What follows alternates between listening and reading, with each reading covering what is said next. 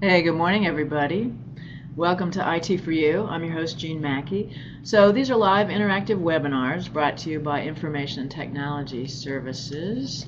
If you're having any audio or video problems during the live webinar, tell us in the chat pod. If it's not on our end, we could tell you some things to try. You'll notice in the chat pod that I put the link to the Google Doc for this session that's got lots of resources on business objects and a little bit on IT4U. If you're watching the YouTube closed caption version of this webinar recording, check the description, and I've got the link to the Google Doc right there as well. If you do need an accommodation to take part in our live episodes, just let us know. Give us a little heads up. What's coming up? Well, I talked to the service center. I said, what would you like me to do? And they said, talk about MyLink, because MyLink does some amazing things, and it's not always as obvious sort of how you do things. So I'm going to do that. I'm going to have a MyLink expert in the room with me. So you can register for that if you're interested. But today, we've got Bill LaCroix here. On creating a shortcode report in BusinessObjects. I'm going to share the screen and turn it over to Bill.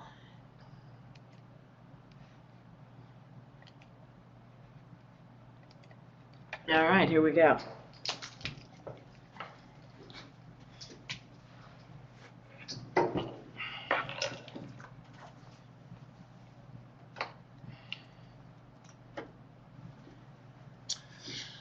Okay, good morning, everybody. As Jean mentioned, my name is Bill LaCroix, and I work in the ITS financials area. I've been supporting our business object users for several years, and a common request is something like, how can I pull details on all the shortcodes in my department? So we're going to step through how to create such a report, and we'll also include some project grant details or shortcodes that include project grants. I want to point out real quickly that the web browser I use for business objects is Internet Explorer, because I prefer working in the Java applet mode as opposed to the HTML mode. Chrome doesn't support Java, so you can't use applet mode in Chrome. I prefer the applet mode because I think it has a slightly better user interface, especially when it comes to editing queries. The two modes are not very different in appearance, so it won't be difficult to follow my work here if you're in HTML mode. Switching to applet mode is quite easy. I'll show you how to do that. Click Preferences here at the top,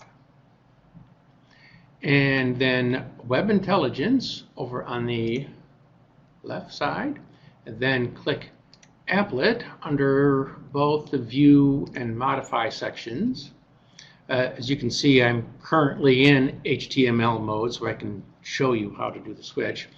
And then click Save and Close. We get this pop-up that tells us that we have to refresh, and the refresh icon in Internet Explorer is up here at the top.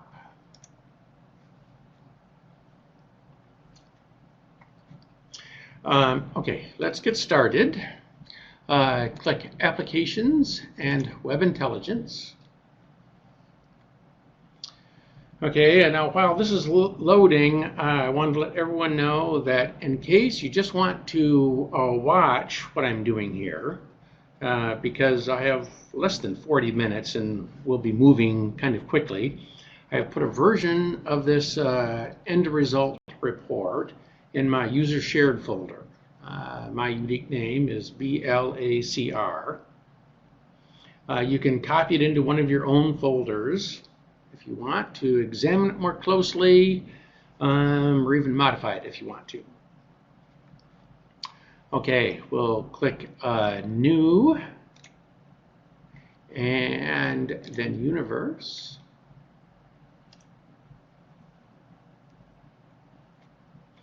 And we'll be working in the FN01 Revenue Expense Universe.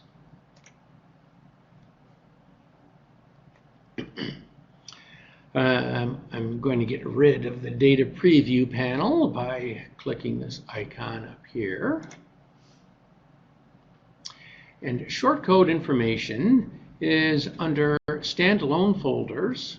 So we'll go down there, expand conversion tables, and then CNV chart field. That's the table that we're going to be using.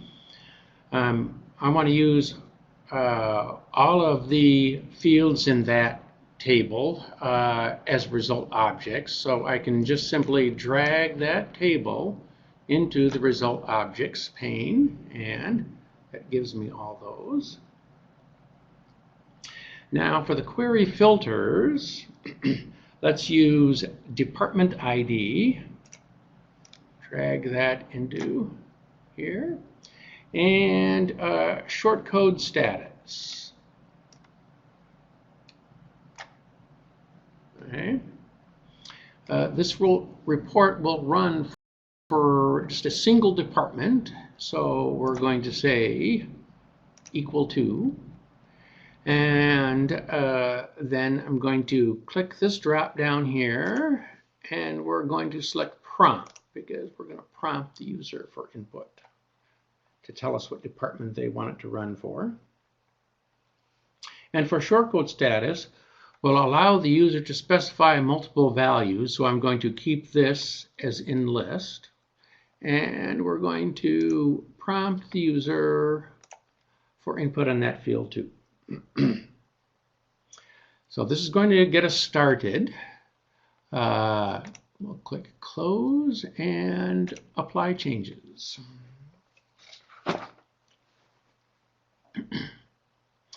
Because this is a new report, BusinessObjects automatically creates a table with all of our result objects as columns in the table. Let's run it to get some data in the report. I click the Data Access tab and the refresh icon. And I'm going to run this for the LSA chemistry department, which is 173500. And I'm going to run it for shortcodes that have a status of endowment and open. That is all of the shortcodes that are not terminated. And we'll click OK. This report runs real quickly. Now, by clicking on the last page arrow down here, we can see that there are 10 pages in the report.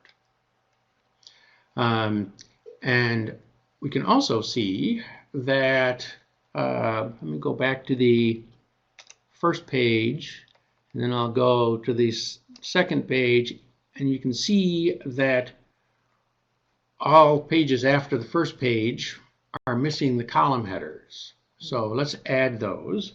To do that, we need to do a little bit of formatting. There's a couple different ways we can get there. You can take your mouse and move it real slowly across one of the borders of the table until you get the crossed arrows here, and right click and select Format Table. Okay. You can also get to it another way. Let me show you that real quickly. Okay, if we go over here to the far left and go to the document structure icon, click that, and we can see this report 1 here is the name of our report tab. Let's rename this to something more meaningful. And so what I did was I right-clicked on that Report 1 tab and select Rename. And I'll call it shortcodes.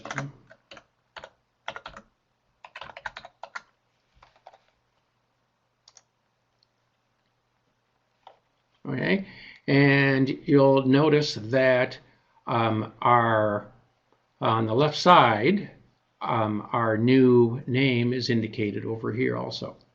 Let's expand that, and this shows us the elements in our report. We can see a header and a footer and our table here. If we expand that table, we can see here it shows us all of the columns in the table. Now, if I right-click on the table here, we can get to the Format Table menu that way also. Now, to get the column headers to display on all of the pages in the report, that's on the Layout pane here, and we select Repeat Header on every page. Click OK, and then as we page through this, we can see we now have table headers on all pages.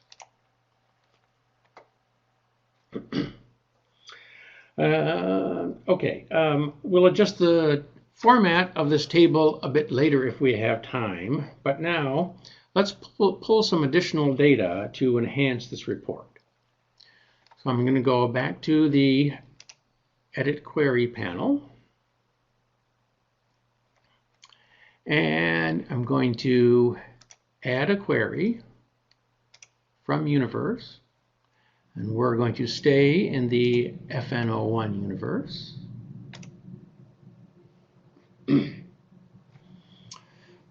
Okay, adjust our panes here a little bit. Let's pull some project grant details for our report. We want to go to the current project grant view table, which is here. Expand that first button there, and right here is the current project grant view table.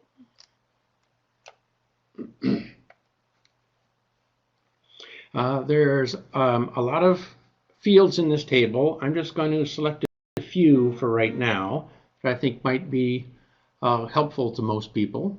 Yes, Jean? Michelle wants to know, how did you know to select that table? Experience. Experience. Knowing your data, right? Yeah, right, right. And it really is just a matter of like Jean says, becoming familiar with the data, and then also you can refer to the data dictionary. There is data dictionaries out there for the different areas, and the data dictionaries are actually quite helpful. They are, and I believe I put links in that Google Doc. Okay, good, great, thank you. Okay, okay, so let's select project grant, and to do that, I can either drag it into the result objects pane, or you can just double click it, and that also adds it as a result object. Okay, and I'm going to select also project grant effective date and project grant effective status. And let's also grab the project's PI, principal investigator, and administrator. That is this field right here, project grant dir contact name, project grant director, and then the single admin contact name, or SAPOC. So those are the data objects that this query will return. Now, for what PGs do we want this data? Well, we want this data for the PGs associated with all of the shortcodes returned from the first query. Which reminds me, I like to give descriptive names to queries, so let's rename these real quick. To do that, I right-click on the Query To tab down here, select Rename, and I'm going to call this Cur PG Info.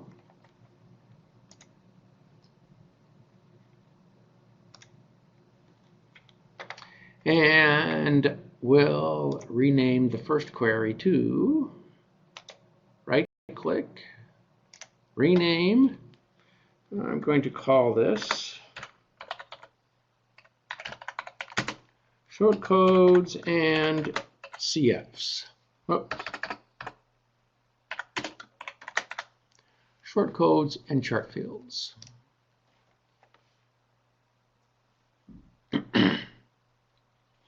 Now go back to our PG info query, and we want to tell it that we want to pull data for all the PGs coming out of the shortcodes query.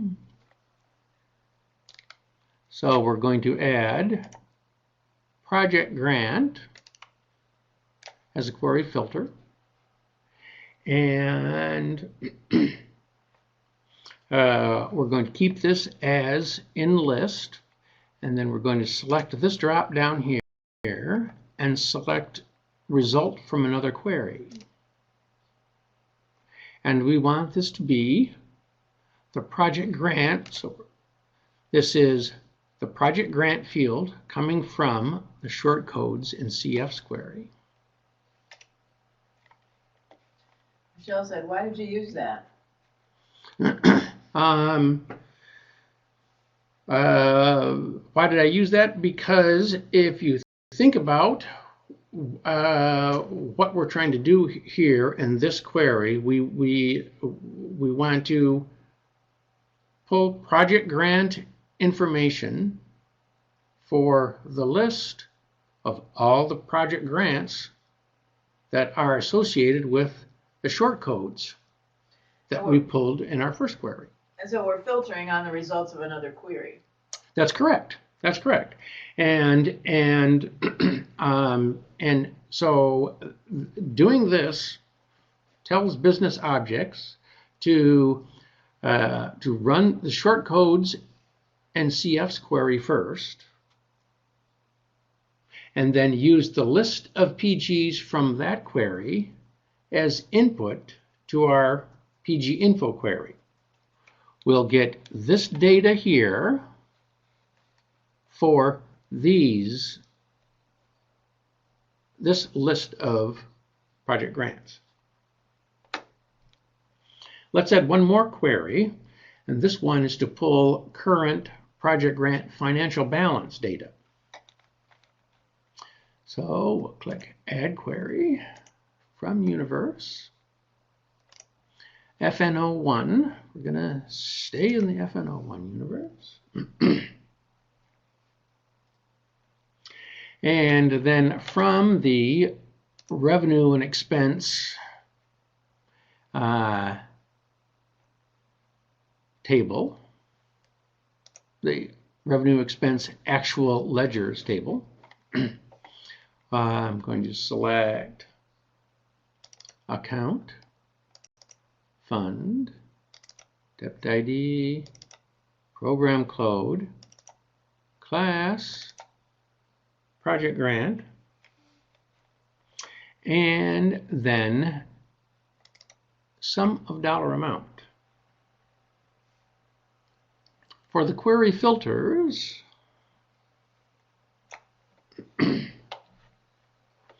we'll use fiscal year and accounting period. And we're going to use project grant twice. And you'll see why here in just a minute. For fiscal year, we'll use equal to, and we're going to prompt the user for that input. And for accounting period, we're going to use less than or equal to, because we want this query to return a summary dollar amount for the fiscal year through the specified period. And we're going to prompt the user for that input also.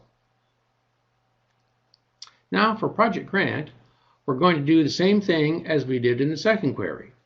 Use the list of PGs coming from the first query. So click this drop down, result from another query, and we want to use project grant field from the shortcodes query.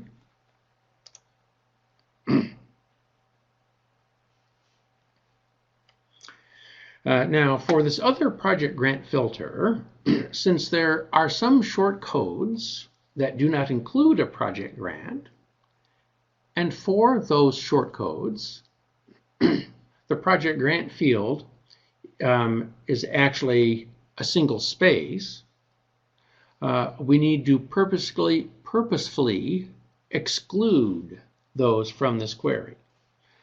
We need this project grant filter to say not equal to and a single space. This needs to be a single space, so take a moment to verify that's what you have here. If I just cursor back here, I can see that it's just a single space. Yes, another question? Michelle said, how would it impact your results if you kept the shortcodes without a project grant? I'm sorry, say that again? How would it impact your results if you kept the shortcodes without a project grant? If you kept those in there? It would give you a lot of lines that you don't want in the report, essentially, right? In this particular report. And the thing is I would encourage you. Those are real good questions, and I would encourage you to go to my user shared folder, and I'll show you how to get to that if you don't know a little bit later. I would encourage you to pull that report down and play around with it. I mean, take this last filter out and see how it affects the data in your tables. Okay, we want to add one more filter, and that is to tell the query to exclude some amounts that are equal to 0. So I've added the sum of dollar amount field, and I'm going to select not equal to and 0. Make sure you enter a 0 and not an O. It's unfortunate that the two keys are so close to each other on the QWERTY keyboard. Okay, and one last thing, let's rename this query. And let's call it PG balance. Click OK. And finally, click Close and Apply Changes. Okay, because we added a new query, we get this prompt window. I'm going to select the third option, include the results without generating a table.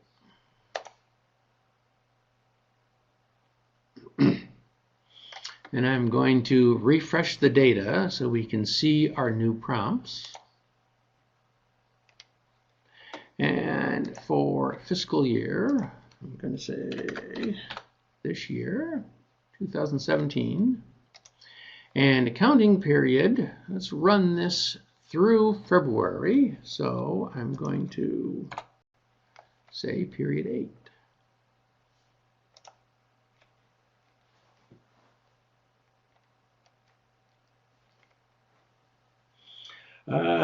Okay, and I want to remind everyone it's always a good idea to periodically save your work. And that's important because business objects can be temperamental at times. So let's do that real quickly. Click the Save drop down here and click Save As, because this is a new report. We haven't saved it yet. And I have a specific folder that I want to put it in. Hold on just 1 second on the question. And I'm going to call this FN01 shortcodes and associated chart fields for department. Yes, question. Okay, 2 questions. One is Business Objects restricts the number of result items you can filter, as in list from another query, to 500. What would your approach be if the initial project grant set was over that number? Actually, I believe that limit is 1,000. Oh. Okay. And you're right. We have a problem here if you're pulling more than 1,000 project grants. But I'm pretty sure that there's no single department in the university that is going to push that limit. Now Michelle says, why'd you choose to exclude 0 in the sum? Will it exclude active project grants that may currently have a 0 balance? Back in your filters? That is correct. That's okay. Why? Again, that's an excellent question, and that is true. Good question. So I think I think I probably did that just to avoid some clutter in our results. Right? Now, so we want to add some of this new data from our new queries to this report. But as you'll see, click on Available Objects here to get my list of objects. If I try to add say our project grant director name here, Business Objects won't let me do that. Okay, can't drop here. Object is incompatible. Okay, that's because our fields or columns in this table are all from the short fields and CF's query. And as a general rule, business objects won't let you place dimension objects from different queries in the same table. To get around that, first I'm going to create a merged dimension for project grant. So working in the Available Objects pane, I'm going to select project grant from the shortcodes and CF's query first, and then while holding down the control key, I'm going to select the other project grant values. Then I'm going to right click and select merge. So that's how we tell business objects how these queries are connected. That's correct. Yes. That that leads into my next point here. What is a merged dimension? Business objects help has some good information on this. I'm just going to mention two things real quickly.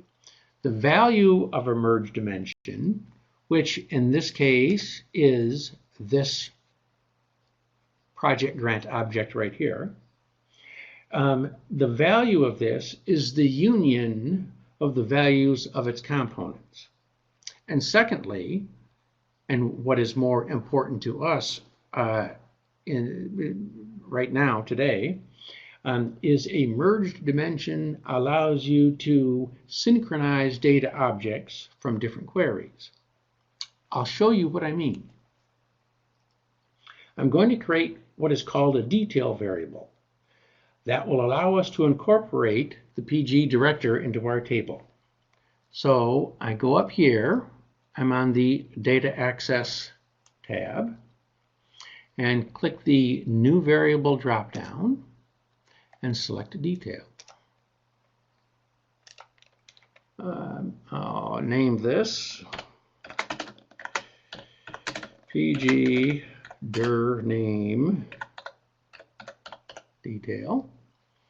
It's common practice around here to use the word detail in the name of detail variables. And for the associated dimension, I'm going to click the lookup here, and I'm going to select our merged project grant object.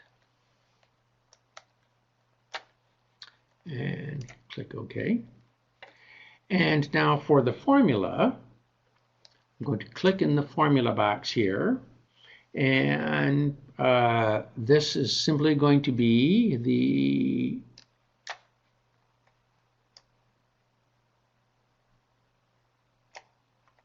the project grant director contact name field. I just double click on that, and that adds it to our formula box. And even puts it in the right syntax. That's right, automatically. Click OK. And let's create another detail object for the PG administrator. So again, new variable, detail, and I'm going to call it SAPOC name detail, and we're going to use the same merged project grant object as our associated dimension, and I will select the single admin contact name field here. Double click it, click OK. Okay, so we have down at the bottom of our when you're in the available objects pane, your variables are always down at the bottom. So we can see these two variables that we have created. Let's add them to the table. Okay, I'm going to select the PG dir name detail, and I'm going to drag it into the far right edge of our column here, and we can add it that way. Another way that you can add a column, because I know some people find doing it that way kind of tricky, I can select this last column. I'm going to right click and select Insert Column on the right. That inserts the column, and then we can take our SAPOC name detail object here, and it's just a little bit easier than to plop it into that column. We'll adjust the format of these columns to make them more readable in a few minutes. How are we doing for time? We've got 7 minutes. 7 minutes. Oh my. Okay. Let's create a few more variables so we can add project grant financial balance and the effective date. So, new variable, detail. I'll call it PG F date detail.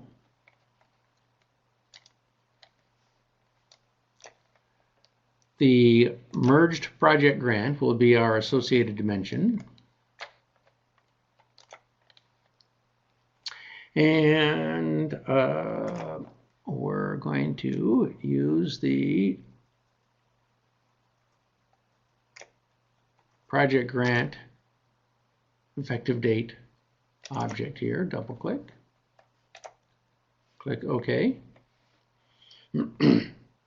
Now, a variable for the PG balance. For this, we're going to use a measure variable. Which is a calculation. Yes. And we'll call it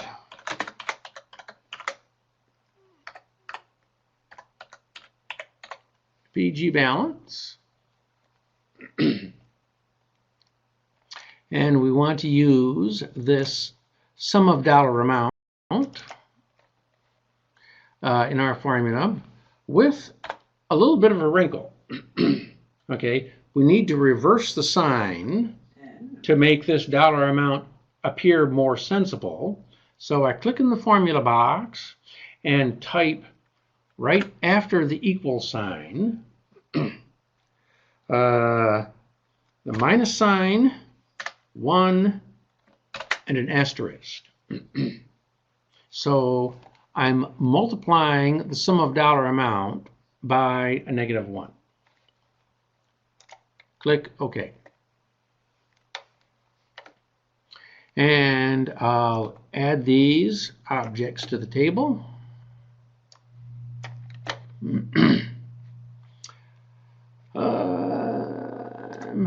PG effective date.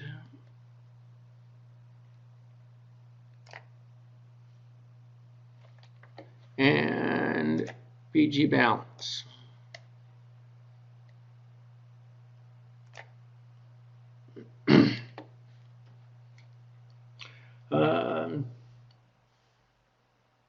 Okay, let's modify the format of this report to make it a little more readable, improve the appearance.